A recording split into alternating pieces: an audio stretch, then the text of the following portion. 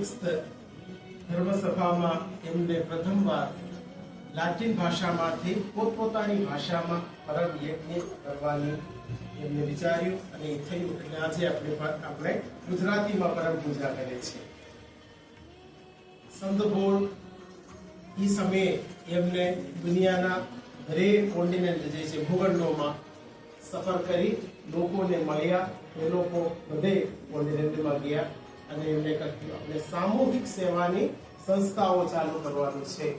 આજે ધર્મસભામાં અનેક વૃદ્ધાશ્રમો છે, અનાથ આશ્રમો છે, માનસિક બીમારીથી પીડિત લોકો માટે ઘણી બધી સંસ્થાઓ ચાલુ કરવા સંત પોળે પ્રેરણા આપી. સંત પોળની એ એક નજરિયા આજે પણ ધર્મસભામાં ચાલુ રહે છે. આજે આપણે સંત પોળની મધ્યસ્થમાં જે પ્રાર્થીએ એમને દરેક ભૂમિઓમાં અલગ અલગ દેશોમાં છે ગરીબો, પીડિતો, શોષિત લોકો માટે દરેક ઈસુપંથીને પૈસા ઉઘરાવી સેવાઓનું કામ કરવા માટે પ્રેરણા આપેલા આ સંતને આપણે યાદ કરીએ.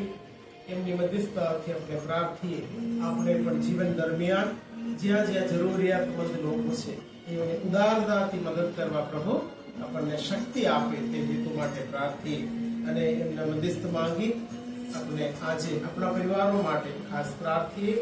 પ્રણામ મારિયા.